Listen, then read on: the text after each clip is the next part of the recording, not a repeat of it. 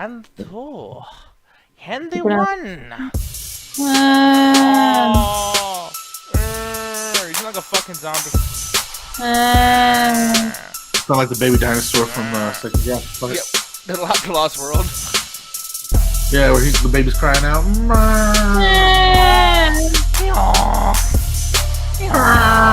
That's how it sounds the whole time. You're making it turn into a donkey now. That's what it's doing. It's a donkey dinosaur. Why can't a donkey be a dinosaur? That's an ass of a dinosaur. I guess so. Anyways, what's up, people? It's the chat tag. How y'all doing? Welcome to the donkey noises and the dinosaurs, the donkey dinos. We are missing a couple of people. We're missing Jet Jackson. We're missing Alan Shakespeare. Check your milk carton, see if they're on there. You know, missing children. The thing is, though, let me see. Oh, JP, rise, motherfucker, rise. Hey, how you doing, man?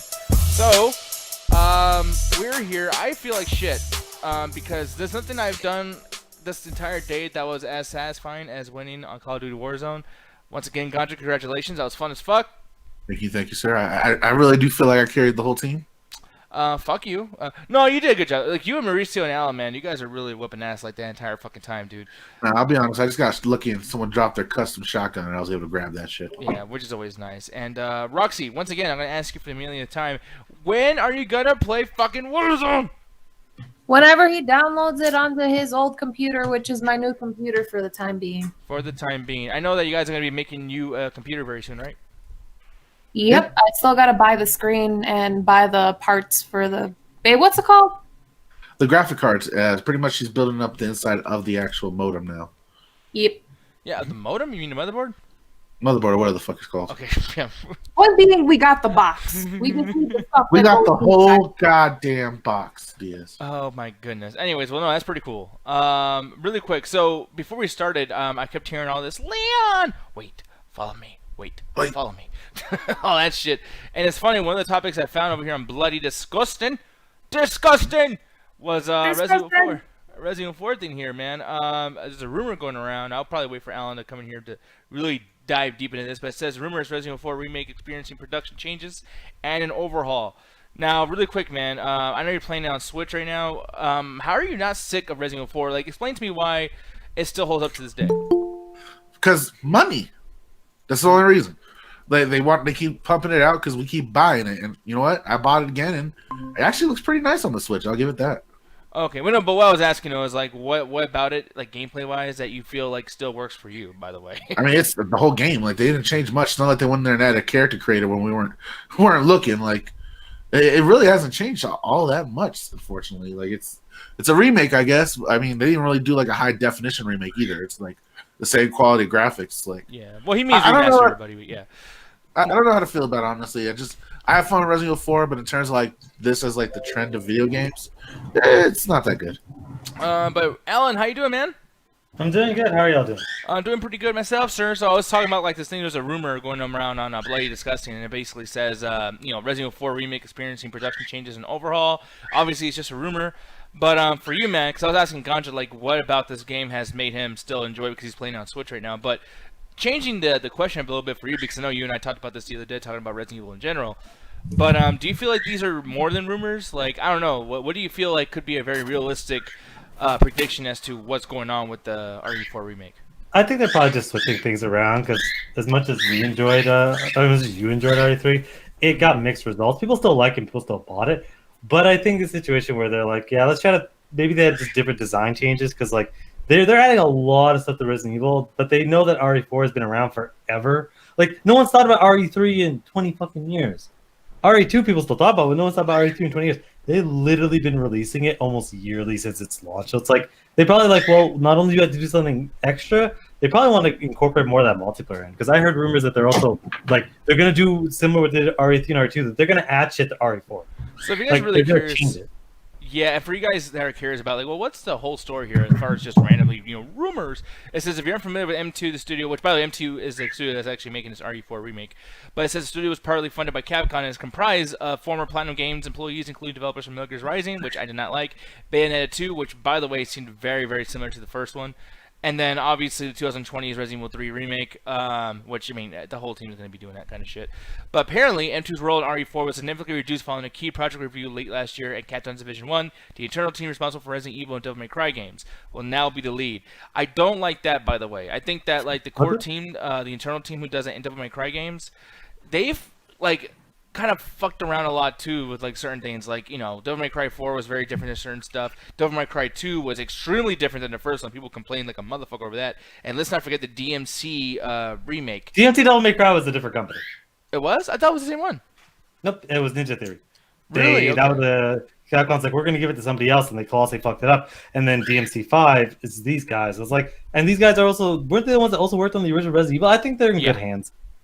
So it's like they're probably a situation where they want to go kind of back to basics because I guess they just didn't like some of the things that they were doing. So I'm not worried about it. Like I said, I literally was playing it earlier today. That game's still a classic. That game's still fun. Yeah, like, it says it's been 20 contrast. fucking years, but I still enjoy it.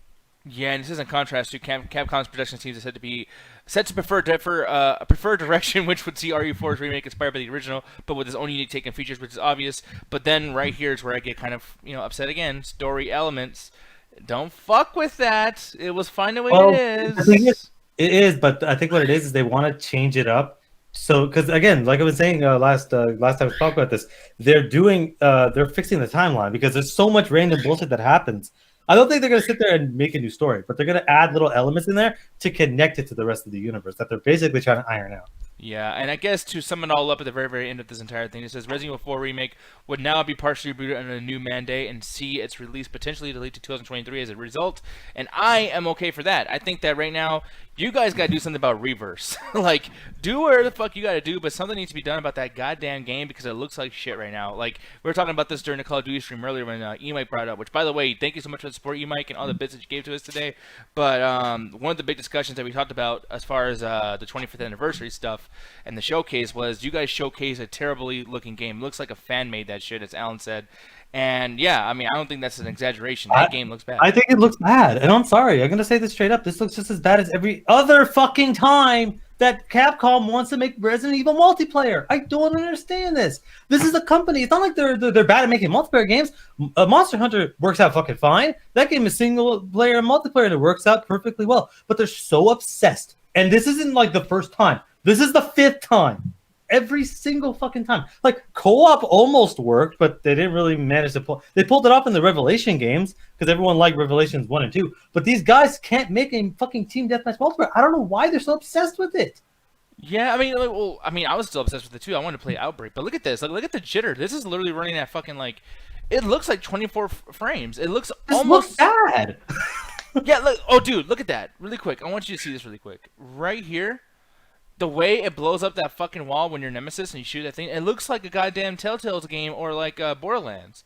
I can't tell if that's on purpose or not. I can't tell if that's some sort of like post-processing video to make it look cooler. I literally can't tell. Yeah. But even then, it's like, okay, even if you get past the visuals, it's me. I'll play the fucking game. What did they show? Just a bunch of people running around shooting people in a fucking dungeon. I'm like, why? Yeah, I can't get over that. Like, oh my God. I don't know if you remember back in the fucking 360 where every single fucking game had a multiplayer add-on. Every single fucking game. And all it was let's get the character models, throw them into a fucking room, give them a bunch of guns, and just shoot each other. It's like, that's multiplayer, right? It's like, no, you just shat out a fucking deathmatch for no fucking reason. Most of those died within a month because everyone's like, well, the single player is fun. The multiplayer was a waste of everyone's fucking time. BioShock 2? Who the fuck played the multiplayer of that? Tomb Raider, the first. Hold on. I played the fuck out of the BioShock multiplayer. It was fun as hell, and it adds some Did you find 2 other people to get that game started? Yes, I did, because that is surprising as fuck. I played it early in the cycle. Now, 5 months down the line, come back to me. The Tomb Raider reboot. Last of Us, I heard good things about it, but like, there's so many times where it's like that was a decade where they shat out multiplayer. Where it's like, yeah, games like Gears of War and Halo, they managed to make that work within their games, and they kept it in there. Every single Gears, every single Halo has a multiplayer. But Capcom's like, every single time they try this, it fails. So the fact that they're just doing this as a random add-on to a Resident Evil Village, that's fine. They're not making its own dedicated game. But these guys are terrible at it. Yeah, but I'm looking at this too, and yeah, like BioShock 2 doesn't look horrible, but like when they go to this was probably the better one because they had the mix of the powers, but it's just the same shit. Dead Space 2 had multiplayer. That makes sense. Makes sense. That's why. No, Dead it's Space 3 not about making sense or not. It's the fact that they were shat out, and probably people were like, "What the fuck? It actually did." Like people probably forgot about that because it was an afterthought. Yeah. It's like the zombies mode years later. Yeah, and by the way, was it like everyone's Alan Wake and they fight each other, or like is it like monsters versus? I want to say it was. I want to say. It was Oh, like look at that! survival. No, the AI right there, or is not AI, but the person playing over there, he's one of those squid monsters. That's kind of like Alien versus Predator. It's okay. It's not a bad idea. Like I actually kind of like the concept of it, but the problem was the concept was cool, but it was shat out because it was part of that time where it was required for every fucking game. Because like, well, that keeps games alive, right? Multiplayer, right?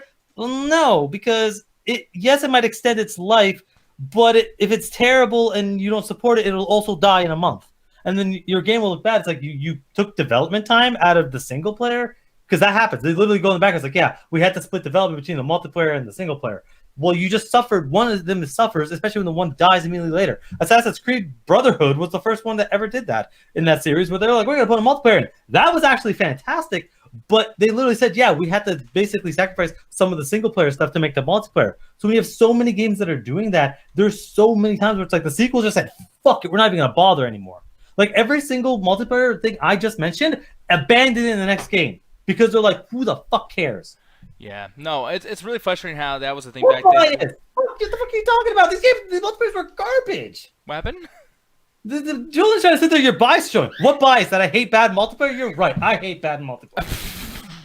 Yeah, it's how good, hard good be bad. I stand by my convictions, sir. Well, maybe you were saying about bias like for your Assassin's Creed because you did somewhat defend Assassin's Okay, Creed. but that's. Have you ever played the Assassin's Creed multiplayer? Oh no, I don't like Assassin's Creed. I barely played the single player. That is one of those situations because the thing is, it's not my bias because they added it to every single sequel. The last time they had it was I want to say 3. I think they stopped at that point, but they literally kept it going. So it's not an afterthought. They put it in there, but it did sacrifice development from the single player. They mentioned that's why they eventually stopped putting it in because they're like, well, we want to focus on the single player campaign, and as much as the multiplayer was okay, it took time away. So they're like, well, let's focus on the single player game because that's what people are here for. But Capcom was like, well, no, we'll do separate games. So they had all these Operation Raccoon City, Umbrella Corps. Those were god awful. Nobody fucking liked those. But they're so focused on it, and it's like Sonic and Team Sega. Like I don't understand why they keep fucking shitting out these games when one after another is terrible. Well, here's the thing, and I don't want to let my bias be shown, and same thing with Ganjas, because I know Ganjas is going to somewhat agree with me on half of this. But like Operation Raccoon City, it was bad, but it was like nearing like what we want. It was nearing like, okay, if this had a good campaign, a good story, and maybe slightly better mechanics, this would have been the perfect like spiritual successor to Outbreak that we wanted. And by the way, Outbreak, the only thing holding that game back from being the best Resident Evil game is the fact that it came out on PS2. If that came out just a few years later on PS3 with amazing fucking online support, etc., Ganja, I don't know if you agree with me here, dude, but that would have been the best Resident Evil incarnation yet. Like, that would have been amazing. Oh, especially if it was easy accessible. That was the main problem with the online feature with the original Resident Evil, because a lot of these consoles, they had online multiplayer features, but it was so hard to hook up. Unless you had an actual landline to hook up to, you were pretty much shit out of luck. But now you have the Wi-Fi in the next generation that was automatically hooked up. I really do wish Outbreak 2 got pushed back a little bit, so it could be a next-gen console release. Cause I think it would have had a much longer lifespan if it would have done that than stayed on the PlayStation 2. Hey, you get to play it on emulators if you own a copy, so that works out. The difference between that is that's like a Left 4 Dead kind of co-op type stuff where that can work. You work with a team. I guess what we're mostly talking about is the deathmatch / team deathmatch, where it's like it's gonna be a situation where it's like, hey, free for all, everyone just starts shooting each other, kill each other till the timer runs out. Whoever gets the most kills win. Or it's gonna be a team deathmatch where it's like, hey, it's gonna be all it's the heroes versus the villains, but it's like and it's gonna be that kind of stuff. But it's like, I don't think that they put effort into it. That's my biggest problem. I don't think there's any effort into the RE-verse. I think the name is cool. I think RE-verses would have been a cooler name. RE-verse is actually kind of stupid if you think about it. Verse is a part of poetry. So are they just going to stop halfway through the fight and start reciting poetry? Well, yeah, but also too, I think they were trying to like mix with the words of like, we're gonna reverse time, we're gonna go back and talk about like Raccoon City and the police department, RPD, or whatever the fuck, and it's like, well, yeah, Resident Evil reverse, cool. Looking at the definition of verse, writing arranged with metrical rhythm, typing having a rhythm, speaking and compose in verse. So RE verse. This is a multiplayer game. I'm wrong. This is where they recite poetry to each other. Yeah, I mean, that'd be kind of cool, too. I'm just saying those Resident Evil spin-offs were shit because they were budget titles and people bought them, so I'm not surprised It's that the like a recent are budget even title. bad. Huh? Yeah, you have a point. This looks like a budget title. What's the problem? Yeah, no, I know, but I mean, like, even like the ones back then, because technically, you know, it's another one that's kind of a spin-off that was supposed to be like a who gives a fuck type thing, but the original Resident Evil 3 Nemesis, that was actually supposed to be like this holds you off until we come out with a new one.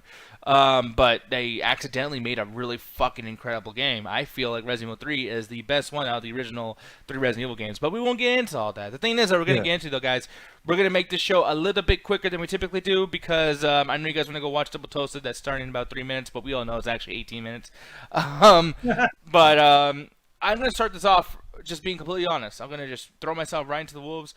I hated episode 1 and 2 of WandaVision. I was talking lots of shit, and I was like, man, dude, like, there's something here that could be interesting. That could be, you know, building towards something that's really badass. And until that happens, I fucking hate this show. But I'll eat my words once the show actually gets good. Unfortunately, today, guys, I'm eating my fucking words. This show was actually kind of good. I'm fucking... Oh, you agree? That's the thing. I don't think, like, to me, I'm like, oh my god, it's not finally what I wanted. But it was better than the first 2 episodes. Like, they didn't really ham it up too much with the... Basically, we're going to go into that, but we both generally enjoyed it. The thing about what this episode is it pulled back a little bit on the sitcom stuff. There's still the laugh tracks, but there's a scene here I started clapping. Where, like, halfway through, when he's like, yeah, this is so weird. Our neighbors. And you start to see on his face, he's starting to realize what's happening. And he goes, yeah, this is so strange. And look at Wanda, and Wanda's like, oh no. And then she rewinds time again. I'm like, okay, I don't know what the fuck is going on, but you're getting me into this. And I was halfway through the episode, like, I can't wait to see the 4th episode to be like, okay, what's fucking going on?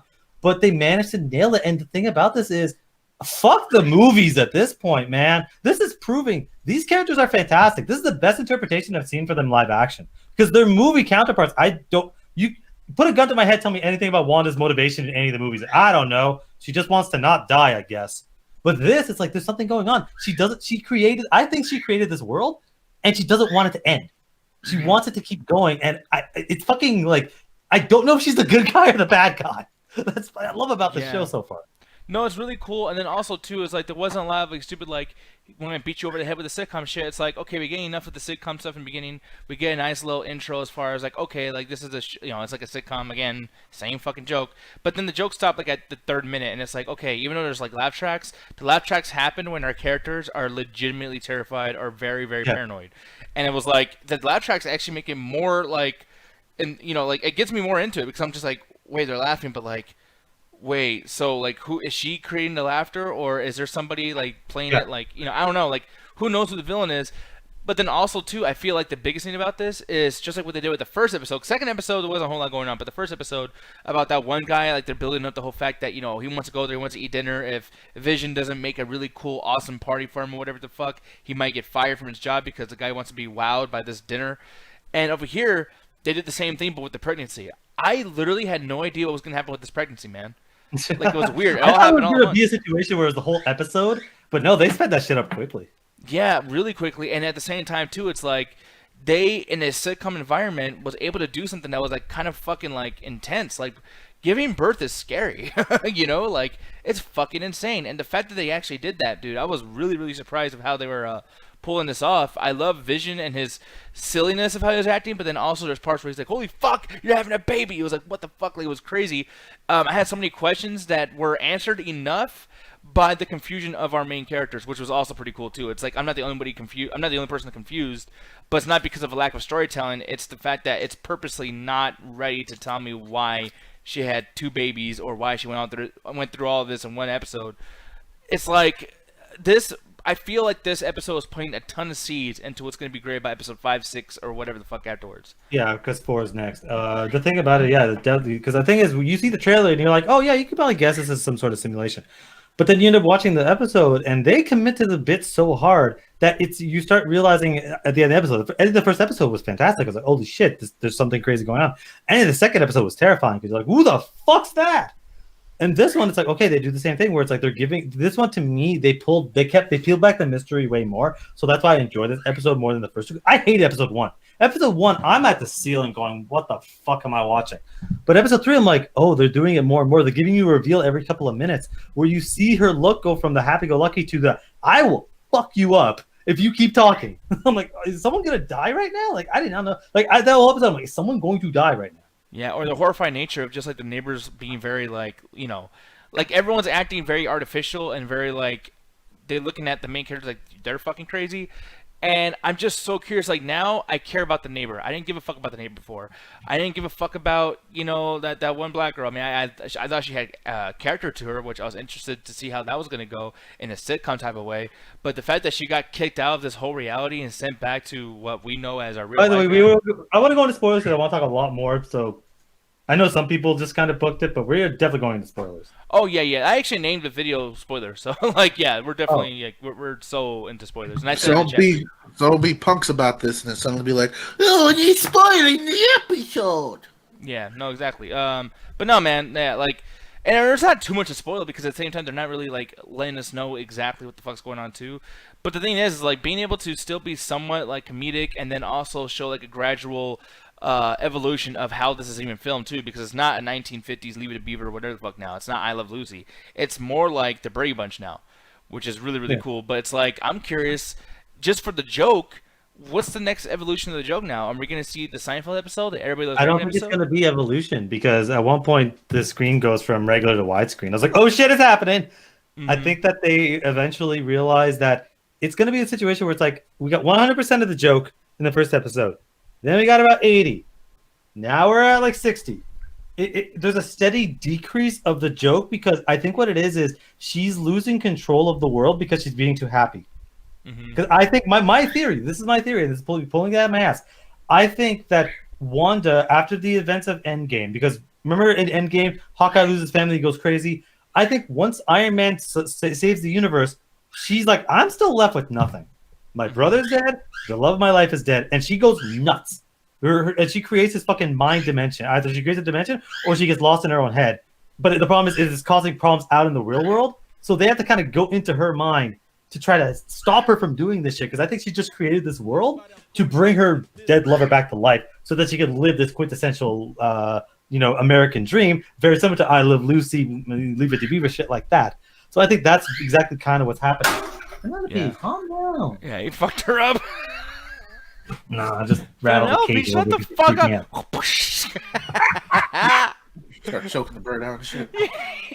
Yeah, that's fucking hilarious. Really quick, I'm gonna read the chat really quick because Tay is saying it's really depressing. Earlier too, by the way, you were saying something about how you think that Marvel should do TV shows. I think that could be cool, but I think that all big time studios should do TV shows.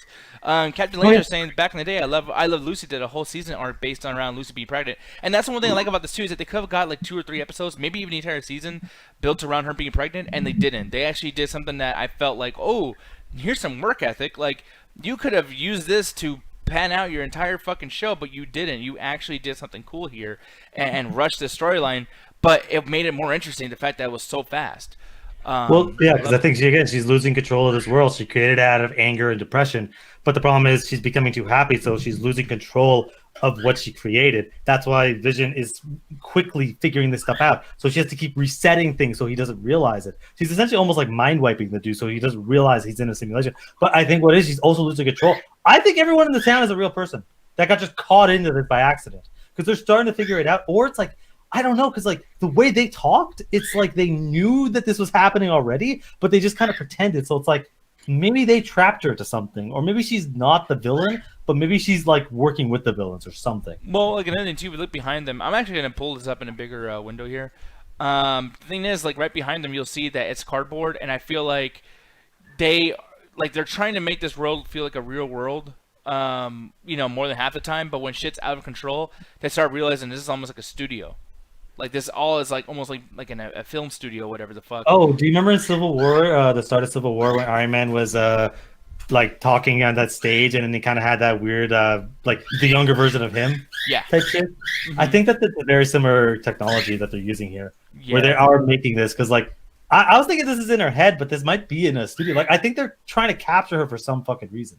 Yeah, so I don't know, man. Like that's something I really do think that's going to be alluded to more and more. So, she's basically Mew in her own little world, and they're like people on the outside are trying to catch her because she's like, no, this is a TV version of Truman Show. Yeah, oh, shit. This is just Truman Show. So I got a question. When they finally get to like the early 2000s aesthetics of reality television, is this gonna be like her and like Vision jumping in front of the camera while they play like Lowrider and shit? I don't know if they're going to continue the joke. I think that especially like I think the next episode is going to be maybe like 10 minutes of whatever sitcom they want to emulate.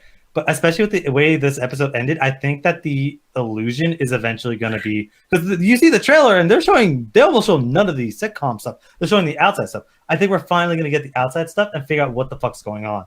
So it's like this is very depressing because they said it earlier. This is very depressing, but I kind of like a little bit of a downer note, especially on television and an extended story. Because if this just stayed with the sitcom stuff, I would have been out. But the fact that they're doing different stuff, this is a Black Mirror episode. Like it's just set in the Marvel universe. I completely agree with that statement, but in a good way because obviously Black Mirror I can't stand. But here's the thing, though, guys. I'm gonna wrap this up with my rating, and because I don't know if there's way too much more for us to say because if we say whatever we're going to say, even spoilers, the next episode can just take every single thing that we're able to like look at through our molecule.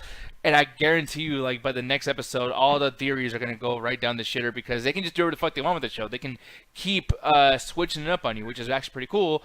But because of that, there's not too much more to say, at least in my opinion. So for me, I'm going to give this a 3.5 out of 5.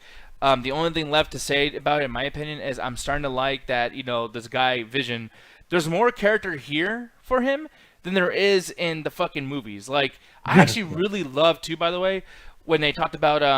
because they brought up Age of Ultron, and they're just like, hey, like, did your... I can't believe they remembered Age of Ultron. I was like, oh my... that teared me up a little bit. I'm like, you remember that? Yeah, and by the way, you know what this does? It makes you want to go watch Age of Ultron to be like, I want to go back to see that moment, because apparently it's important. And by the way, I think a big part of why people, like, got more and more tired of fucking Ultron, like, as the years went by, is because, like, it obviously didn't matter. It was just to keep you happy until Infinity War would come out, or Thanos, or whatever the fuck would happen. So, to an extent, it's like, when shit like this happens, it makes the quality of all those other ones go up. It's almost like when Endgame came out, people started watching Avengers again, because they were like, oh, I want to see that scene again. It reminds me of that stupid-ass camera that circles around the entire team, blah, blah, blah. So... That was the coolest shot in the movie, but yeah, continue. That was a lame shot, and it was in every movie. It was literally in every movie at the time. That was the coolest shot in the movie. It being in other movies is irrelevant, but continue. I'm just saying, like, it being in that movie you're wrong. It wasn't a lot of movies. And the fact that was the best shot in that movie, which we agree on. The best shot in that movie. It was. But here's the problem. That movie was so shitty that shot was the best shot. You're continuing to dig yourself down this wrong hole. But continue. Yeah, this alliance really collapsed pretty quickly. That's what happens when one half is extremely wrong, yeah, I know you. But 3.5 out of 5 for me. I think that episode is really cool. But don't think that I'm like, oh my god, now I'm really happy. You have room to fuck up, Marvel. Do not fuck this up next episode. Don't do it. God damn it. Anyways, yeah, 3.5 out of 5 for me. Right down the middle, somewhat. No, it's not actually not down the middle. Oh, that's 2.5. But still, I like it. Alan, go. Any last comments on what you're rating? Yeah, as far as last comments, something that Captain Lazarus said, another theory is that she's being trapped in there. I think my final theory is I think that they captured Wanda to keep her abilities under control because they realize how powerful she is. So they're like, we're going to put you into this, like, eternal bliss. Instead of a prison where she's just locked up and chained up. We're going to put you inside of your fantasy to keep you trapped there because it's like you're too dangerous to be walking around. We can't just have you going to the store because you could kill hundreds of people, which is a thought. So we're going to put you in this fantasy that you want that you're not going to want to escape because she realizes she's in a fantasy multiple times, but she doesn't want to leave because Vision's here. So I think it's a situation where it's like, yeah, she's going to basically... Damn, that's fucked up. It is, but think about it. Like, that's the best way to keep someone prisoner. No, don't torture them. It's like, no, put them in like their greatest fantasy because they'll never want to leave. So I mean, that didn't work out too much for the Matrix robots. I mean, depends. Actually, it depends. It did a lot of times, actually. There were people living in 1999 just living their lives. They didn't realize they were in a prison. They were in a fucked up situation. To her, she's in purpose. She's in paradise. So she wants to stay there. So she's trying to fight to keep it there. But again, a lot of that stuff is little things. Like it's like I'm in the desert and I'm drowning, or not drowning. Like I'm in a desert and I want water. I'm willing to just hit my head and drown. Your fault, Penelope. You're throwing me off.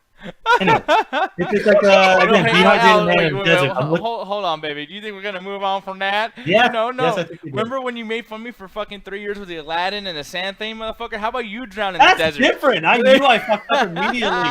You committed to the bit for 5 minutes. No, I didn't. What the fuck? Oh, the only reason you say that is because we can't find the episode. Yeah. Anyway, why don't you go look it up? Yeah. Oh, you're such a fucking asshole. Anyway. It's one of those things where you're grasping at straws because there's almost nothing there. I hope that for me, this is a 3 out of 5 because it's like, as much as I enjoy the little things, I still have to sit through bullshit. I don't like the fucking sitcom stuff. I don't think it's funny. I don't think it's interesting. I'm just curious when the layers start getting peeled away where I'm like, oh, this is good. The benefit of this is it's like 25 minutes an episode. So you're not stuck there for 40 minutes. You're stuck there for, like, you can binge everything in under 2 hours, which is really, really good, especially for what they're doing. So you're not stuck into the bad stuff for a while. But I want the next episode to just be like, I want the peel back even more. Like, what are the reasons? Because there's a lot of people that have theories, and all of them seem correct. So it's like we need to figure out like who's right, guys. I feel like everyone's like 10% right. Yeah, no, I completely agree. But yeah, man, there is room for this to get better. There is room for it to get shitty too. So we'll have to see what the fuck happens. But Marvel, you made me shut up. You got me with that one, you motherfuckers. Let's hope Winter Soldier has just as much quality of writing. Yeah. Hey, did we think that WandaVision was gonna be good? No. I said there's room for it to get good. I did say that. No, y'all, fuck you. We both were like, this is gonna be some bullshit. We're like, maybe on television, it's gonna be some bullshit. This is like, okay. You did some stuff, but you're doing some good stuff now. Winter Soldier, I'm not saying it should be the exact same fucking show, but like, do something, be a little bit, take a bit more of a risk. This was a risk for them because they're like, wait, we're gonna sit here and put these two characters that were in action movies in this sitcom from the 50s for like 2-3 episodes? What the fuck? But it might pay off. It might fuck up. It could easily fuck up the next episode. But they got 3 in a row where I'm like, you know what? You're committing and you're pulling it off. I just hope you nail it. Yeah, man. But anyways, moving on. This is going to be our last review of the day. We're going to be getting the fuck out of here, folks. And you guys can go watch a Double Toasted or whatever it is you people do. Over here, though, looking through that catalog of Netflix shit that I know I'm not going to watch, but I'll save for later, just in time for Netflix to take it a fucking way. I came across a documentary called Crack. And believe it or not, guys, I actually didn't think this myself, but this actually is called Crack. It's totally about crack. Crack cocaine, all that good stuff. There was definitely something ominous about this, though, especially when the documentary starts off, because it's not like a show or anything. Usually I'm used to, like, there's been so many documentaries like Don't Fuck with Cats. Fucking right now, the big one is Night Stalker. That's like a huge thing that's going on right now. Yeah. But this started ominous as shit. Right away, dude. And I had to look this up first before I even say anything to Jet when I was watching with her. But apparently it was starting off with Ronald Reagan's 1980 presidential speech, where he talks about stimulating the economy and a great and triumphant message of making America great again. That was scary. I'm gonna be honest. I was watching that, and this is like when we're still talking about the inauguration of Joe Biden and all this other crazy shit. So when that came out, the Making America Great Again and stimulating the economy, I was like, oh my god, is this like a time capsule that keeps rewinding? Like, that's fucking scary. And like, that's where you got the life. No, it's weird, dude. I don't even know what the fuck he said. But no, I don't know nothing about politics or any of these speeches because a lot of them do bleed in together. So maybe this isn't anything new to you guys watching. But the shit was like really creepy to me considering everything they've been going through the last 4 years.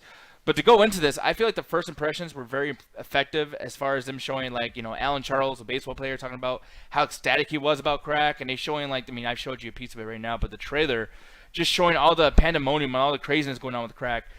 And you would think oh, well, we already know everything there is to really know about how dangerous this is and what it did to people, whatever. But were you guys a little judgmental as far as I'm not really looking forward to this? Ganjo, I'll start off with you, man. What'd you feel about this when I told you about it and when it first started, when you started watching it? I'll be honest, the first time you told me about it, I was like, oh god, here's going to be some other documentary about the crack epidemic. They're going to show a bunch of Reagan stuff. They might mention the Contras. But it's mostly going to be about oh, look at all these crackheads everywhere. Cracking it up with all this crack cocaine everywhere. No, and it wasn't really that when I actually sat down and watched the documentary. So I'll be honest, the first time you mentioned it to me, I was pretty hesitant.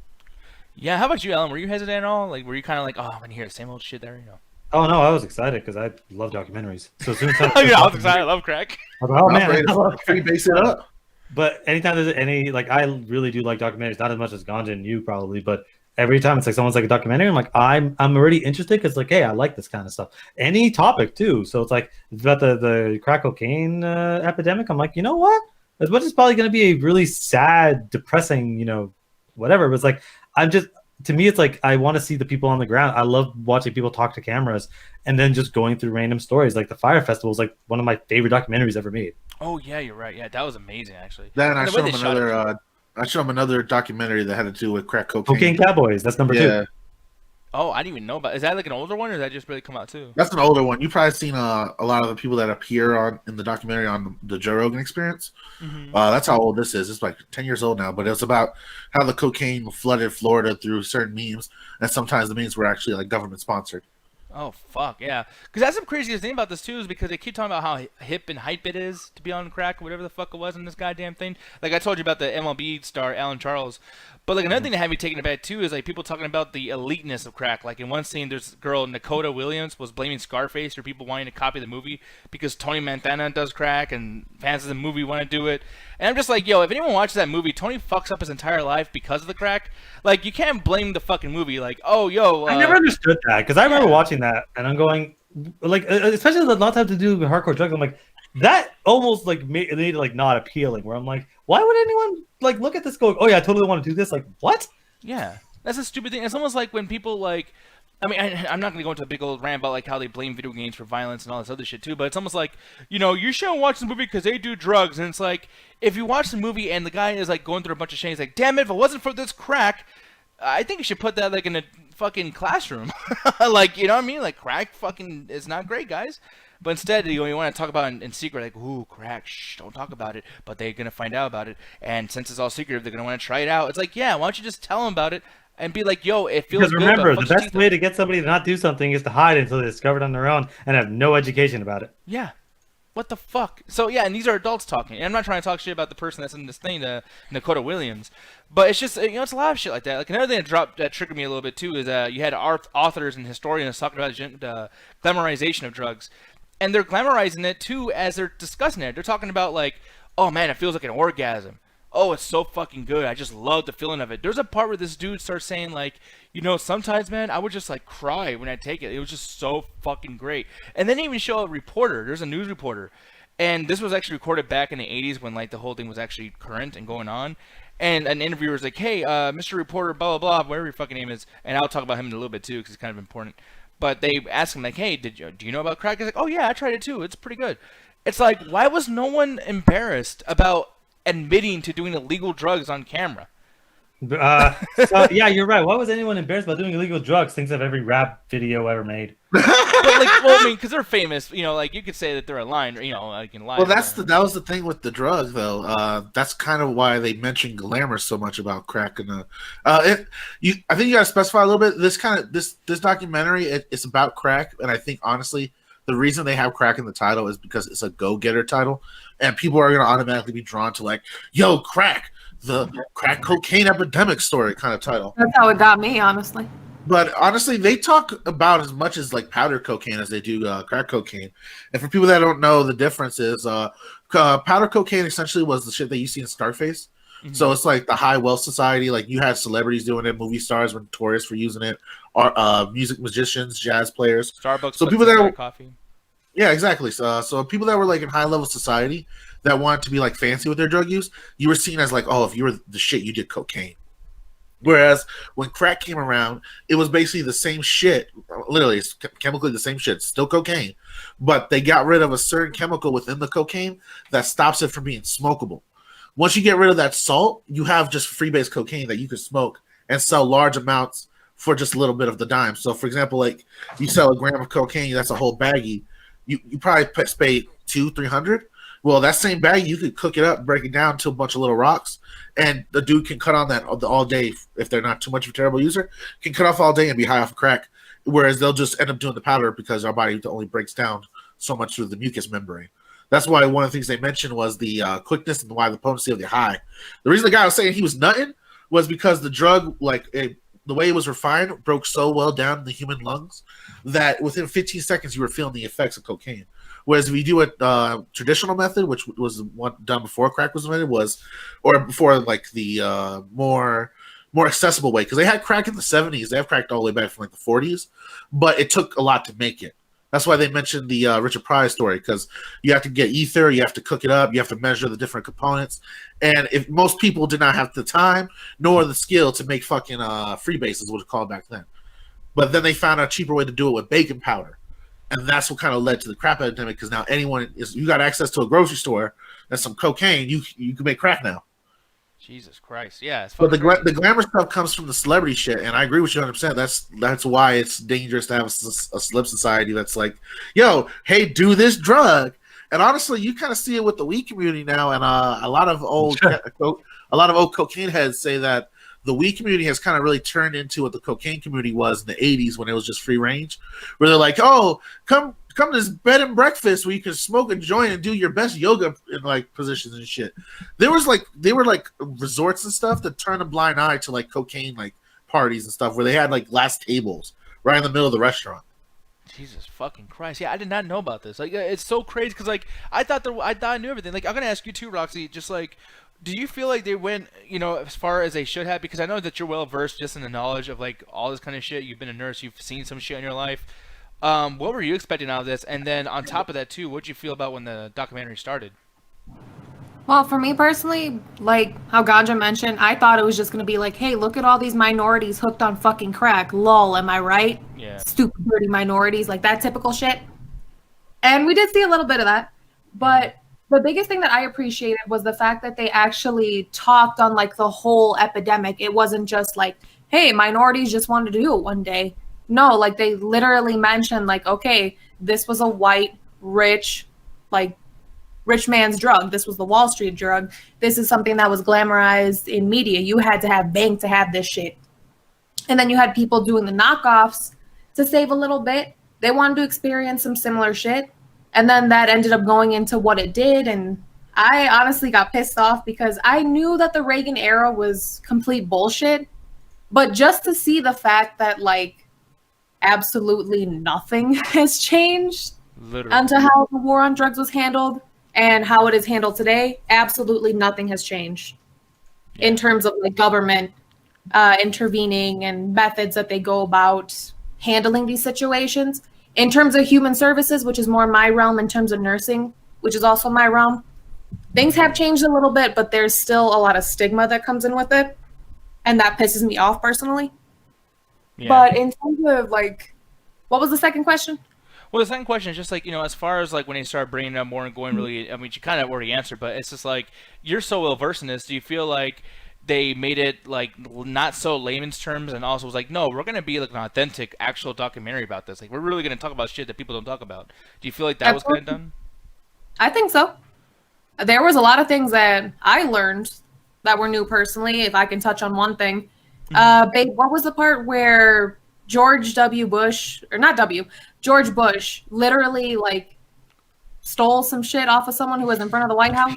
No, he just I do like the imagery of like fucking George Bush Sr. run out, let me get your cocaine, Junior, and take it back off the White House. Like they had a setup for this dude who didn't have a record, but he sold some drugs. Like that's fucked, man. Well, this was a big thing in the 80s. So if we got any of our fans that are like older generation, like in your 30s or early 40s, you remember this, where George Bush like said, hey, this is crack cocaine. This is the scourge of the country. And he shows like a good sized brick of crack. Yo. Well, the reason they got a hold of that crack was they had got a snitch with that was within the drug scene in DC to like, hey, call your dealer and set up a drug deal in front of the White House.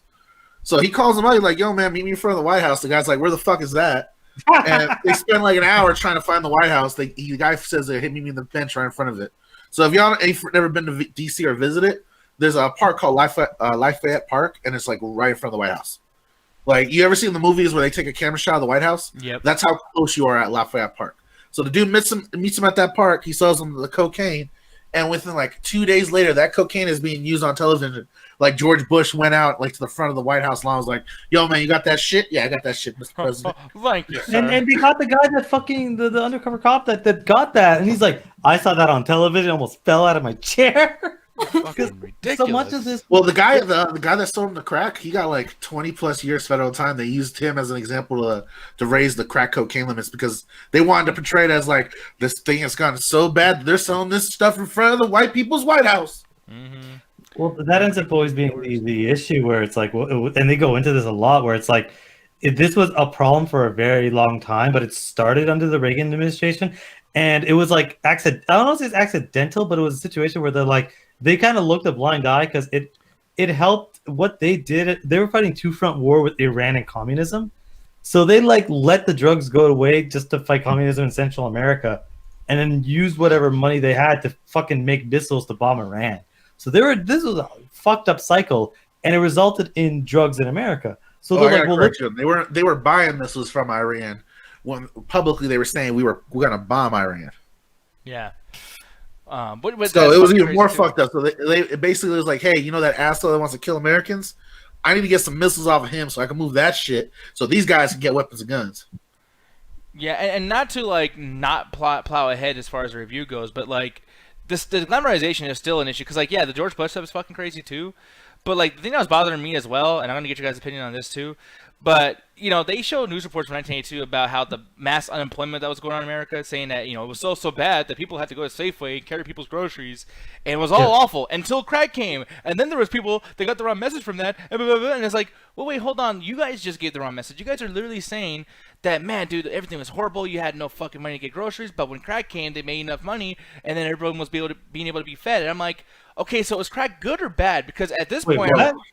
Yeah. I think you got the wrong. No, they did talk about it. They talked about how this was a gold rush for the hood. Yeah, and it was. I think Roxy could touch on this to a certain degree too. But I know from me knowing the history of cocaine, and then I'm a huge fan of the real Rick Ross who makes an appearance in this documentary. Not the fat one with the Dorito titties, the actual Rick Ross. The real Rick Ross, the one who made it. That rapper's terrible. I fucking hate him. But I followed his life story, and he's like, his story is actually really connected to a lot of the bigger extravagant, like George Bush, CIA, Contras, fighting communism, Central America stuff. Whereas a lot of people, and this is where they focus more on the local people here in the United States rather than the big conspiracy. The local people here, before crack cocaine came around, if you were going to sell cocaine, you needed to have a large amount of income to buy, a large amount of product to mostly sell to a white customer base. Mm-hmm. So if you were a minority or darker than anything that was fucking like, Carlos Mencia or Ricky Martin, you weren't going to get into these white neighborhoods and sell the yayo. The cops would be called on you in a fucking heartbeat. The other option was heroin. Again, heroin was back then a minority drug. Funny how that switched around in 20 years, but it was considered like a black and Latino drug. Yeah, Iggy Pop was like, "No, fuck that. This is mine." No shit. But like, what happened was a lot of these drugs were expensive to get a startup.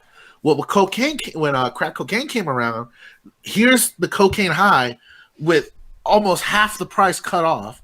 That you can sell these small individual rocks where you can get 1, 2, 3, 4 hits. Hell, you can probably get a week's worth if you get like a good size, like Hershey bar size. And anyone can start up because it only costs $50 to get a rock. You get that rock, you flip that rock, you get another rock, and then you have local people that can move this. It's similar to what weed was back in the day. That's why a lot of cocaine heads kind of compare the two. Weed, the reason it was so cheap was you had so many people moving it and breaking it down that everyone had access to it. And then you got to keep in mind, like for a lot of people, like kids on the block that just got put up on this stuff, they didn't have no access to a large amount of capital to start up in any type of real form drug gang. So with crack cocaine come around, you have 13, 14-year-olds that can get $20, $40 from their mom's purse, and they can start their own entrepreneurship right there on the corner. But see, that's the thing where I get so frustrated with, because it seems like the real villain of the 80s is not the drugs, but people's inability to use proper math and portion control. Like, hey, maybe you guys didn't do so much crack, or were so sloppy about your selling. Maybe crack could still be popping today. Make crack great again. Like, it's just like, it's fucking ridiculous. I think you got I don't think that's what they're going for Nick at just all. came out for the legalization of crack, and I support it. Thank you, Diaz. Well, no, right. It's like frustrating because like what happened was like if it's a gold rush, right, and like people that are unemployed are finding new ways to make money, to pay the bills, to build buildings, to do this, to do that, and yet for some reason they still managed to fuck shit up. After it was the gold rush, it's like, well, dude, maybe like don't sell so much to people. Maybe you shouldn't have 16-year-olds selling this shit. There's a story later on in this fucking thing. They show pictures and video footage and everything of like young teenagers getting killed, and it's like, look, I know that's sad and everything, but I have to bring up the very obvious situation here. What fucking moron has a kid go across the street and sell those drugs, man? Okay, la la la la la la la la la. A kid that literally people that are desperate nothing. For money. Yeah, like that's it. Family starving. And by the way, they even bring it up. It's like everyone's like, "Oh, go to McDonald's, get a job." It was not easy getting a job back then. Fuck Calvin. It's still not easy to get a job at a lot of places. They still have like some ridiculous amount of requirements just to flip a fucking burger. And even then, most places, how do most people get their jobs? You know somebody on the inside to get you there easier. Mm-hmm. But yeah, the basics of it, at least from what I've been seeing, at least in most cases, is just you need some money. You got to provide for your family. You got to provide for yourself, for your babies, for whoever. That's it. Bottom line. And plus, they you say 16, it's like the little kid. It's like one of the characters started one of the people in here who was a prolific drug dealer started at 17 and had a kid. It's like that's unfortunately an unfortunate reality in these really low income, really fucked up places is how bad the people have it, and they don't shy away. They show some of the worst imagery I've ever seen. Dude. Yeah, it was hard to watch, dude. The kids with the moms getting taken away. That fucking. That broke me, man. No, that still happens to this day. I can tell you that much. Working with child services, that still happens. Yeah, it's fucked up. And the thing is like, that's not like, and I'm not trying to like find a way to like not dehumanize crack or whatever the case may be. But it's like, you can make any problem be what crack was at that point. Anything can be an addiction. I mean, you can make a documentary very, very similar to this and have the exact same emotional beats. And it could be about gambling in Las Vegas. Oh, you're 100% right. It is a similar thing. But you see, the situation is why this was so dangerous is because casinos are highly regulated, especially even back then. It took a place, it took a lot of stuff. When it comes to deal with crack, since it was so accessible, and like I said, anybody could either acquire it or sell it or do whatever. This was destroying entire communities. And the reason, again, with gambling, that stuff gets regulated and shut down really, really quickly. But the thing with crack is it didn't become a problem until it started leaking into white suburban areas. Until then, so it was left unfettered. Nobody even paid attention to it because where was it affecting? Low income areas. Who gives a shit about low income areas? The media sure doesn't. It wasn't until fucking white college kids started getting their hands on it because guess what? It's famous cheap. Basketball players and shit having heart attacks. Yeah, they actually brought it up. But even then, no one really cared when it was the famous people. Like, yeah, it brought more attention to it, but at the end of the day, did they really care? Did they really do anything? No, until fucking white from down the block got affected. Oh yeah. Well, again, they bring up the basketball player. I can't remember his name off the top of my head, but they bring up the basketball player who got his dream, was going to go to the Celtics, and then dies that same day. And then that's what basically kind of pushed it forward. Because guess what? And this is something we were mentioning. We were watching it. It only became a problem when it started affecting people's bottom dollar. Not the poor community being ravaged, but now it's affecting sports. Well, see, I think that's the case too. But the biggest thing, because I mean, I don't know if we're talking about the war on drugs or just the fact that, you know, like when it started being talked about like on TV or by the president or whatever. But like the war on drugs really got started because you guys make a point. Yes, definitely. But this is something I've noticed happening with like gun shootings or like what do you call those? Like people like shoot like at, remember in Orlando? Massacres or? Yeah, shooting massacres. Thank you. Or mass shootings. That's what they're called. But this reminds me of that, where it's like, dude, one of the biggest things that actually bothered me, and I might be mirroring a lot of people's thoughts on this too. But when the war on drugs got started, it was actually when the cops started acting like who they actually really are. By the way, which is a fucking a game with rules.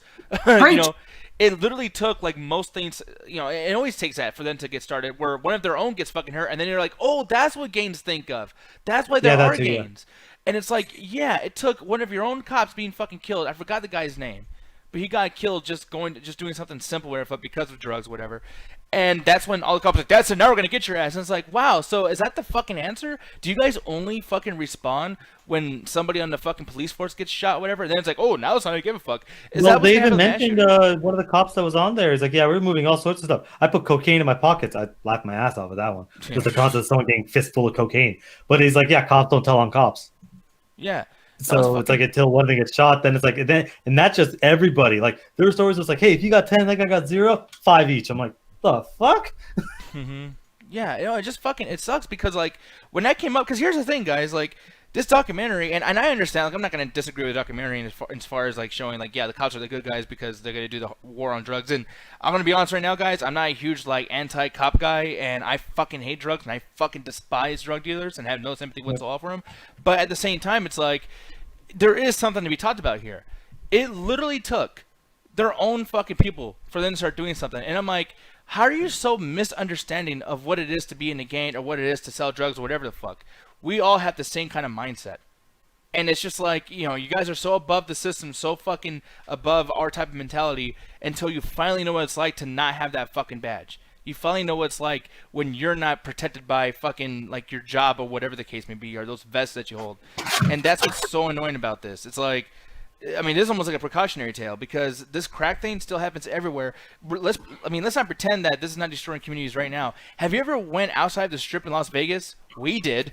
And by the way, that place, That place, by the way, fucking sucks outside the strip. Like, the strip is amazing, but you go like 1 mile north, it's Arizona. It's just like my house. Damn. Okay, I guess we're never going to Arizona.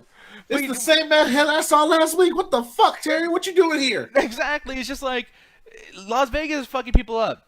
You tell me that Las Vegas is a nice community? No, it's a nice fucking like 2 mile radius, and everything else is shit and ghetto. I'll let you know right now. Las Vegas is beautiful. Has nice shows. They got buffets and stuff. That's not bringing the money in.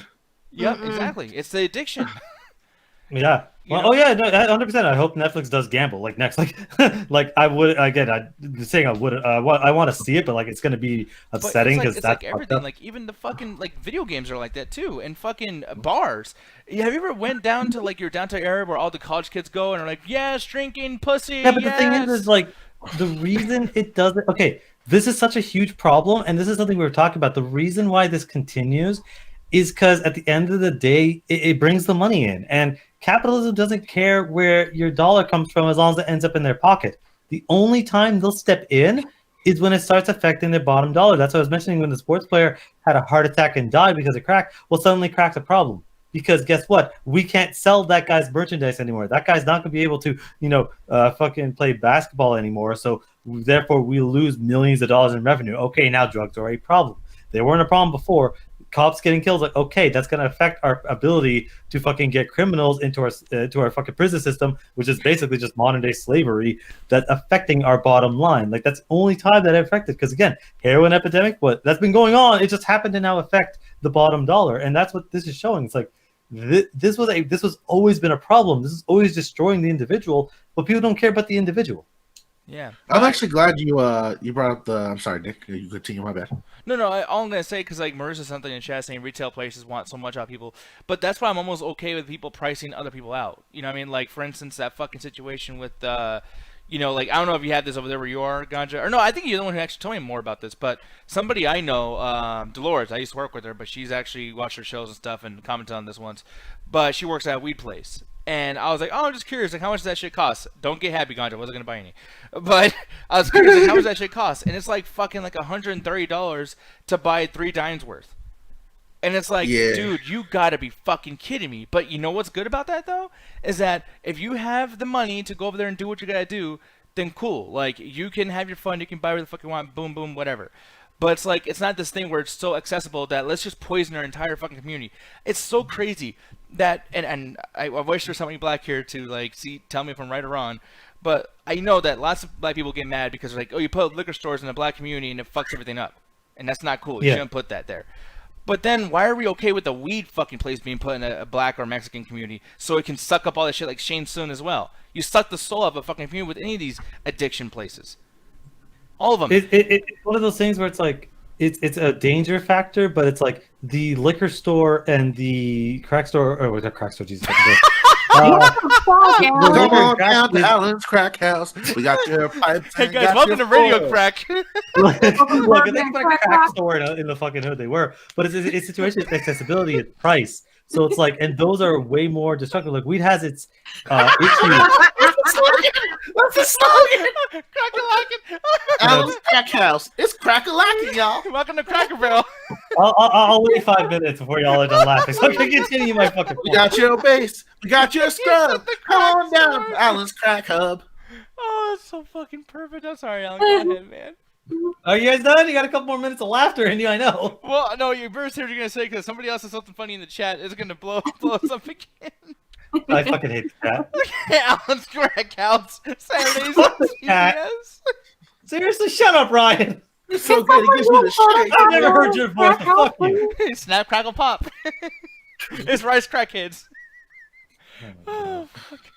All right, Alan, go ahead. Anyway, the hardcore drugs and alcohol have a much more destructive effect than weed does. So that's why a situation where it's like you see that more prevalent and faster, where it's like you can see alcohol destroying a family, destroying community way faster. So and it's way more accessible. You can get any amount of alcohol for under $20. You just brought up how expensive we can be in a legal place. You also say that with crack, it's like how accessible it was, $10, $15. They even mentioned it's like $10, $15. You can easily get what you need. Getting $10, $15 isn't that difficult. Getting $120 would be extremely difficult. So it's like, and weed doesn't have the same destructive effects on the body or even the same addictive properties. It has addictive properties on its own, but it's very, very different to the hardcore drugs that cause people to rob and steal and stuff. So it's like, it's a situation where it's like weed, it's a lot more gradual before you get to that desperate point. With crack, it can happen in a matter of weeks. Same thing with alcohol. What did he say this time? I'm trying to hold it in. But actually, I do want to touch on one thing that before you drop the question to Alan. I'm glad Alan brought up the capitalist mindset of certain things, because I do kind of agree with you to a certain extent when it comes to these weed stores taking advantage of these smaller communities that have less taxes and less local taxes, and basically setting up these weed empires that are more predominantly honestly like white Coloradans. And here in America, here in Colorado, I'll give you an example. In America in general, this is kind of in the trend as well. Is they come in because they have a lot of the access to capital, and this is the biggest thing it kind of keeps coming back to, especially within the documentary. He even talks about capitalism for communism, and I want to kind of touch on that a little bit as well. Yeah. But one of the things that you see here, and they mentioned in the show, is like all these like these little petty bourgeois dealers kind of came up. These guys that could afford cars, large amount of chains, stuff like that. They would consider themselves like small time capitalists. I will argue with it, the definition for them, because like Rock said, they more had a capitalistic mindset. To be a capitalist, you actually have to own the means of production. And as we learned in the documentary, the local people in the ghettos, barrios, or different sets in the different neighborhoods around the country, they didn't have access to the plains, the coca fields, the manufacturing process. The closest they had was the kitchen where they cook up the finished product of cocaine. But they weren't actually growing it, cutting it down, processing like what's going on in South America with. Honestly, it sounds like the behest throughout the document. It sounds like the behest as well as the encouragement of the George Bush as well as the Reagan administration that this was going on in order to fight the Contras. But to continue on to the capitalistic thing, the reason that the weed stores are so bad is because they have better background standard, and they tend to white Americans tend to have more money. They're able to buy up more resources, and that's actually a problem here in Colorado, where a lot of minority communities that were ravaged by the drug war can't participate in any of the new laws being lifted or any of the business subsidies that are being offered because of past engagements with the drug laws themselves. Whereas, Bobby, two-time Timmy fucking grew up in like Boulder, Colorado, never got messed with for weed because, what kind of Boulder cop's gonna mess with a dude for weed? Can join the pretty much the MED, get an MED badge perfectly right away, no problems asked. But if you grew up during when weed was really illegal, especially in the early 2000s, before, like viable job to get hired, you're more likely to have a charge that prevents you from participating in the very industry you helped grow, essentially. And that's honestly because of the capitalist mindset of a constant expansion and divvying up of capital, and honestly progressing towards monopoly that you see so much in businesses. And that's honestly why I think the government got involved so heavily with the drug game, was they saw these little, wannabe Scarfaces making so much money that in order to like subsidize some of the nefarious stuff that the CIA, NSA, or whatever government branch wanted to do, they can use the drug trade as a way to funnel, undocumented money through different means to get weapons or, aid certain like revolutionary groups that they were in favor with. And I find it funny that like me and Roxy, I watched two documentaries recently. One of them we were going to watch, we had watched an MLK versus the FBI or / FBI one. Mm-hmm. And even in that one, they talk about how like the FBI's main goal was to get rid of communism. And that's why they fucked with Martin Luther King so bad, is because he had a communist friend and he had positive views towards socialism. And I found it funny that again that we watched pretty much a drug documentary about like the use and the enjoyment of cocaine, and it all ties back into the global struggle versus communism versus capitalism, and it shows how dirty the United States is willing to go to stop these like locally supported Marxist and like communist movements that are happening in these different countries. Yeah. And that's the thing too, like I'm glad you touched on that, because like one of the chapters, I think it's chapter 3, called Street Capitalists, and I like that this was divided into 8 chapters, because I guess before we get into the ratings and everything, we can talk about somewhat of just how the documentary was structured. But it was divided into 8 pieces. I know it started off with like greed is good, then they call it crack, street capitalists, the virus, just say no.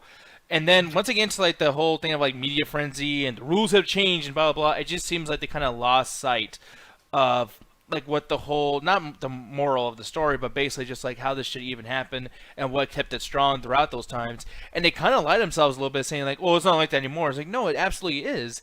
And the fact that you guys are unaware of that, and you made this documentary, and then you had people on here talking about, well, if it wasn't for Scarface and all those really cool characters, it's like this is like the soccer mom being able to talk too much without someone stopping her and say, no, sweetie, that's stupid. It's like that's the only issue I have with this, because I enjoyed how deep they went into stuff. I think that it had pulled no punches.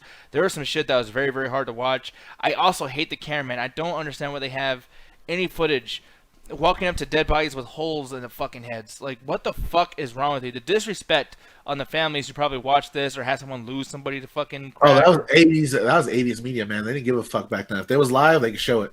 That's so fucked up, dude. I like, seriously, like, there's some times where I draw the line as far as like showing me shit, whatever. Like, I hate when they show dead kids or fucking like dead bodies with the fucking eyes showing. Like, at least censor the fucking eyes.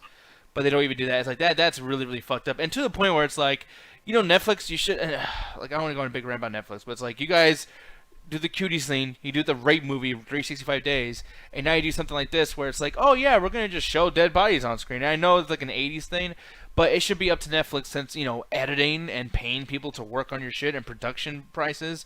It's like, censor it. What the fuck? You gotta show the horrors. Unfortunately, like, you do, because it's like, that's gonna stick with you forever. And what's it gonna do? What are you gonna write? Oh yeah, this documentary. It's like, sometimes you have to show the worst things. That's actually how the Vietnam War stopped. Is they kept showing the fucking horrible after effects of what happened in Nam, and people were like, hey, we should probably not be fighting those motherfuckers anymore. And it also helped that the Vietnamese was just constantly kicking our ass. That too. Yeah, no, I don't know, man. I hate, like, seriously. I feel like what you're saying is, like, you understand that it's a part of life. You understand that it's natural to, well, it's not natural for someone to be shot in the head, but it's something that happens in everyday life. I feel like you don't want it to be gratuitous. You don't want it to come out like a snuff film where it's just like shock for the pure sake of shock. Yeah. And you actually, like, you recognize that that's a person. That person has a family member. That person has affected how many people's lives. That's not necessarily the last image that a person wants to associate with a loved one. So I get what you're saying on that aspect. There's people that probably, there's probably a mom who lost somebody to crack or whatever, or a gun shooting that has to do with crack, and then they go on Netflix. Oh, there's a crack show. I guess I'll watch it. I mean, whatever, I went through it, so I'm curious how they're gonna do. And they show the bodies, and they remember, like, oh shit, like, I remember when my son or my little brother or my neighbor, somebody had a hole in their fucking face due to this bullshit. Mm-hmm. And that's going to bring people back. And it's like, you didn't even have a warning for it? Like, I'm not trying to say I'm extra sensitive to it or anything, but it's just kind of like, there is people that are. And I guarantee you, like, I'm a selfish human, sorry, but, like, I think I'd be way more upset if something like that happened to my family. And then I'm watching a video and I see a dead fucking kid on the ground with a hole in his face. And I'm like, that reminds me of this when this happened to me. I know that I would handle that bad, and I'd be writing to Netflix, what the fuck, guys? And the same thing goes for I get that, Nick, but at the end of it, it's going to be for the people that are like, okay, I mean, yeah, people die, so it's not a big deal. Who gives shit? Oh no. Oh, fuck. Like, it kind of paints it for real, where it's like, yeah, sometimes you got to. It's like, I never believed Scared Straight ever did anything for anybody outside of, gratuitous, just watching criminals fucking, just be criminals. But at the end of the day, debate. What's up? On Scared Straight. Yeah, and it literally, it showed me how to, like, peel an orange, for sure. Yeah, fuck Scared Straight. I think Scared Straight was one of the most... Cries every time. You want to start some shit out? This is my place. Fuck you. Trust me, I acted like half the kids there going, you legally can't do anything. You're a criminal. What are you going to do? On the toilet. There's 500 cops around here that if you step 2 feet, you're not going to do anything. Like, can you imagine Gary being in the cell with him? He's like, peel that orange and fuck that bird. Well, I don't, like, okay, cool. In about 20 minutes, I'm out. Like, ooh, you're here for love. You could kill me. Yeah, okay. There's 500 producers in this room. Fuck. Okay, so if a big dude Wait, go ahead. No, you go ahead, babe. Okay, Alan. So pretend you're like a badass, annoying ass fucking kid. Yeah. You're in the jail cell, there's cameras all around you. This big fat fuck with some Dorito pointy ass titties hands you a packet of Kool-Aid and is like, put that shit on your mouth. You're going to be my bitch. Are you going to do it, or are you going to try to start a fight? I'm not going to try to start a fight. I'm going to be like, okay, sit down. You ain't going to do it. You literally are not going to do anything. Even if you manage to get a sniper, again, 500 guards around, your ass is getting fucked. All right, so I got a wild card throw at you. So what if the cops beat your ass? Why would the cops beat my ass? Because you're a minority, Alan. Yeah, that's fair. And they tend not to like the kids either. Yeah, Alan. he goes, There's a bunch of like 150 guards around me. You fuck with me, your ass is getting fucked. Yeah. So what the fuck are you talking about? Again, the guys one of those things where they just like the Scared Straight program never helped anybody in those actual programs.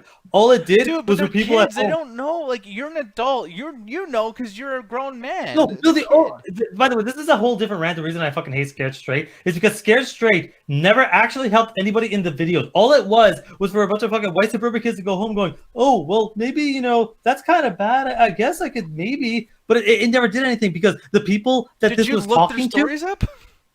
No. The thing about what was happening is that it was for the audience. But the people that are watching it Yeah. aren't.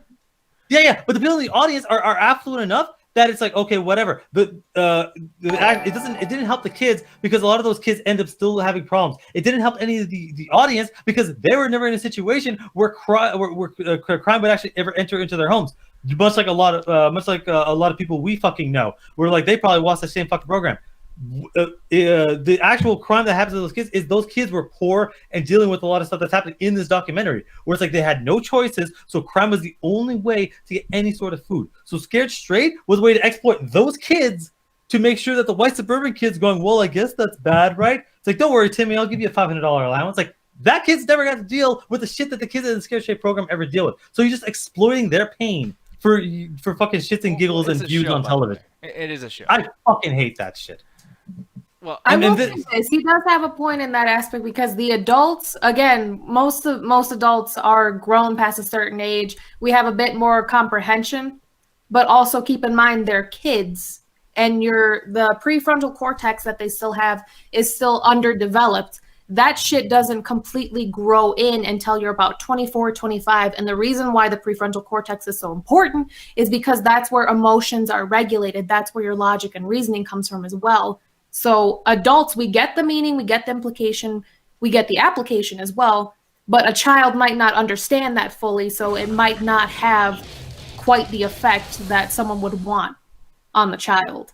Exactly, and by the way, that frontal lobe. By the way, that whole thing itself is a very funny thing to bring up when talking about how the legal age of fucking is 18 years old. It's almost like if you fuck a 19-year-old just because she's legal of age, you're still kind of a pedophile. I'm sorry, a little fucking weird, y'all. I hate the idea that like don't worry, she's legal. I'm like, say that, sir. And if you have to say don't worry, she's illegal, she's too young for you. Yeah. Exactly. Oh, no, I had someone that was significantly older than me that the first time I met them, they literally said, like, yeah, if I didn't know that you were 21, I was literally like planning out other things that we could do because I know I couldn't take you drinking. I got Chuck E. Cheese tokens. Yeah. And that person like literally didn't give a fuck. They found me attractive enough and they literally excused all of it. Dude, can you imagine taking a girl to Peter Piper Pizza and then you get her pizza and some fucking like tokens to play like skee ball or something, and then you fuck her that same night? Like that's fucking weird. Yeah. That whole dynamic is like, I took you out for a fucking 13-year-old's type of fucking good time, and I'm having sex with you. And there's people like that out there. Look, at the end of the day, Scared Straight was a terrible program. And your day don't fuck with people. At the end of the day, Scared Straight is a terrible program, and Crack is a pretty good documentary. Yeah, no, we should probably get into reviews. Yeah. No, that's my review. Fucking, there's people out there like that. That's my fucking answer. I think the documentary is fucking amazing. Yeah, 4 out of 5 for me. I loved it. But yeah, I think that there's certain things that I really wish was not only ski ball and smash, Kirk. Focus. I'm sorry, I left the chat. No, dude, but like, yeah, the fucking there's a couple things I wish they would have edited down. I think it's a little long for what the fuck it is, but at the same time too, it's like, yeah, they did a good job not holding your hand through the entire thing. So yeah, definitely 4 out of 5 for me. Roxy, you take it away. I'm still laughing about skee ball and smash. I love that shit. But I really enjoyed the documentary, so it was a 4.5 for me. I love documentaries. I love learning. I've always had a knowledge of learning, and this also helped me kind of buff up my skills a little bit and kind of get like a little refresher course, especially for my job and the people that I work with. So I enjoyed it. I recommend it. Enjoyed the Crack, y'all. Ganja, how about you? You're second to last, sir. I'm gonna give it a 4 out of 5. I think it was a great documentary. I enjoyed some of it. I think it felt a little rushed though, for an hour and a half documentary for a long subject they were trying to touch on. But I think they did a good job touching the bullet points of each era and explaining like the pretty much the beginning of how this all really exploded so big and like why it got so bad so quickly. And I enjoy that. I don't like when documentaries just jump right into the problem and it's just like show them all the important parts and like the parts that people know so that we can get a quick view. No, they did a good amount of deep knowledge, and I really like the people they brought on as guests as well. Like I really appreciate the firsthand knowledge, as well as a couple of the guests as well that I've seen from other places that really show and demonstrate knowledge of these type of things, especially drug education. So yeah, 4 out of 5. So really quick, Alan, Gary's putting him on the glass there for you, in case you're curious. Don't acknowledge him. Ignore him. Throw the Gucci on the glass. You can't ignore That's him. on his chocolatey center. Yeah, Oh, dude. God. How many licks? Ignore did he his get to the bottom ass. of You wanna Gary's butt? fuck Alan? Literally, in this case, I hate all of you. You know you like it, Alan. I don't feel that orange. Feel that orange, bitch. I feel like if you licked his gooch, he'd cackle. Damn. Ah, Jesus Christ. Gary, put that way. Alan, while Gary keeps trying to bring it to his van, what's your fucking rating for this guy? I hate all of you. Free candy, free birds, Alan. Your ass like a fucking Greg. That's the I hate cackle. you, Gary. I hate you so much. Go ahead, Alan. Anyway, I always like watching these documentaries.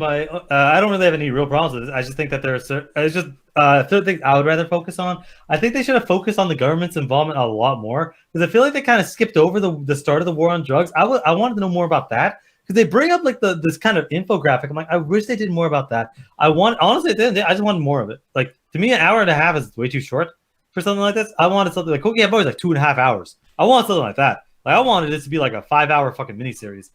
Like tackling every one of those chapters because I think that would have been cool as hell. But they focus everything. Nice. Hmm? No, like 8 episodes. Yeah, that'd be nice because like every chapter, I mean, could have been an episode. So yeah, Could have been an episode, and that would have been great to me because it's like, yeah, you get to focus every single time on every single one.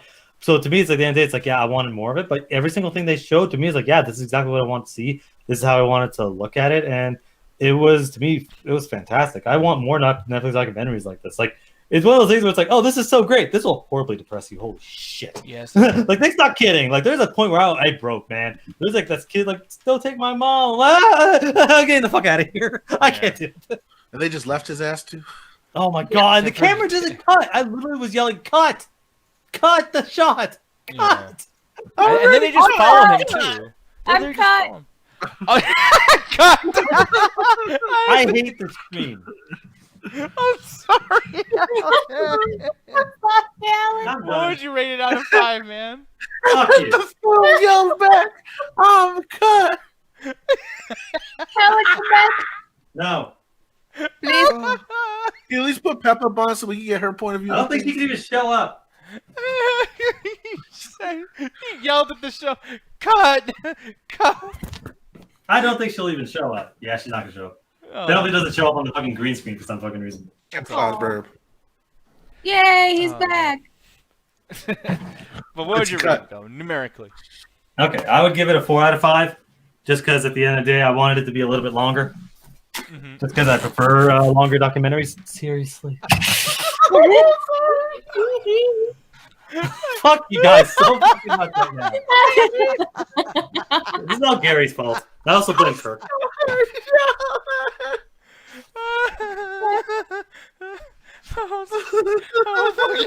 Oh, Alan 2021.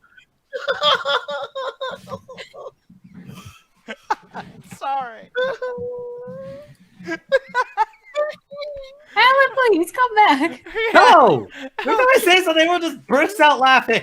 Not because I said something like that. Isn't That's that a not on purpose. compliment, though? Because No, it's not on you're purpose. funny. No. Alan, I gotta tell you, dude, you really made a big change today because, like, the main thing you didn't like about this documentary is that it was too short. You remind me of Randy Newman over here. Oh, fuck Randy Newman. It's just like, I don't like that short shit. Get that shit out of here. But with that said, guys, you know where to find them. We're gonna get the fuck out of here. I'm not even gonna do a whole bunch of plugs or anything, but we're gonna end off with a very amazing song, though. Okay. Because of Alan not liking short things, I think the only way to get out of here is honestly through some Randy Newman. So with that said, I guys, hope you get copyrighted. People got. short people I guys. was gonna wait for this Someone video to push post it. to record it. Oh, look at this. Fuck Randy Newman. No reason to live. Short motherfuckers. Short as shit. Disney gives me all my money. Peace out, guys. Please look this up. Short people are anything. On Twitch right now.